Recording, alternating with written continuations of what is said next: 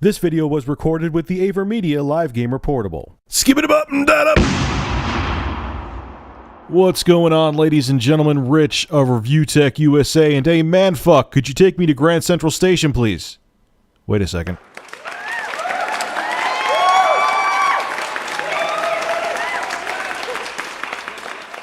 So I didn't see this one coming. John Carmack has taken the Chief Technology Officer role, full-time gig, over at Oculus VR. I shit you not. This is John Carmack's public statement about his new role. This is what he had to say.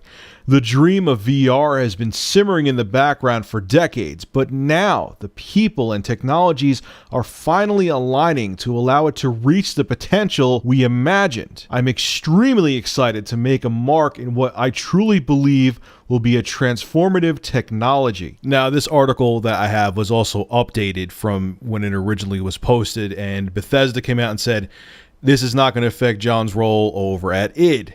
But this is what John had to say in the same article. It kind of contradicts what Bethesda said. My time division is now Oculus over id over Armadillo. It is a big change of pace to go from working on carefully engineered code for the long haul to panicky startup coding for the next demo. So I don't know. I mean, Bethesda's trying to make it their damage control and making it like he's still 100% there for id, but I mean, he took a full-time fucking role as a chief technology officer at a different company. I mean, unless he's going to split himself in two, I don't really see how he's going to, not his role is going to remain unaffected over at id. Like, give me a break. I mean, before I talk about Oculus VR and that whole technology, I'll talk about id first. I mean, id is really, I mean, John Carmack's still there, but it's not the same company it was years ago. And of course, someone has to message me on Facebook, but whatever. And he's probably bored. He's been doing id for how long now? The late 80s? I mean, maybe even earlier than that.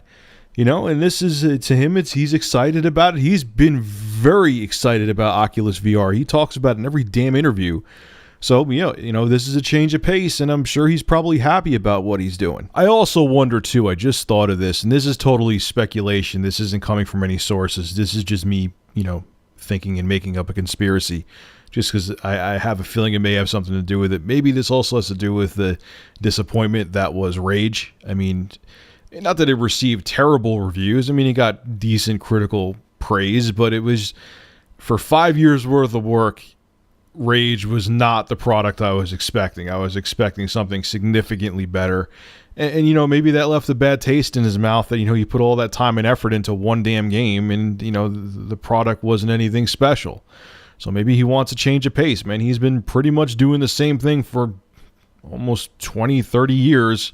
Maybe it's time to do something different. Now on to what I think of Oculus Rift, Oculus VR. People call it different things. Doesn't matter. I know the technology is way more advanced than anything they were trying to do in the 90s with all the VR crap. I know that people are very excited about it, but just like any other damn peripheral that is, you have to connect to your body, move around with, I just don't see it again taking off when people want to game. Now, outside of gaming, other applications, it could be very exciting. But for gaming, again, people my age, you're in their 20s, early 30s, when they come home from work, they're not going to want to put on a fucking VR helmet and have to look all over the place.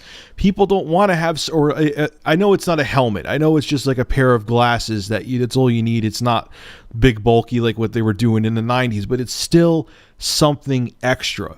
Everyone I know, including myself, wants to just sit on their couch or at their workstation like I do when I game, because I mostly game for Review Tech USA now, and chill out and game. I just, every time they've come out with something to add on, or, look at 3D. 3D is already all but dead.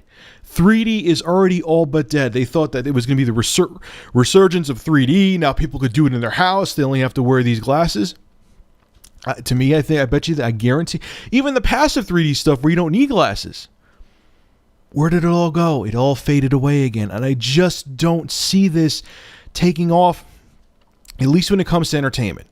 Maybe with, like I said, maybe there might be some good uses for medical or I can't even think, just like productivity things. Maybe it'll be good for that. But for gaming, again, we've been down this road with different things a billion times. Look, like I just said a minute ago, how hard were they trying to push 3D in 2011? Where is 3D now? Need I say more? I understand this is different and there's some super cool technology that makes the whole virtual reality thing really pop. I get it, but I just have this gut feeling that it's not going to go anywhere.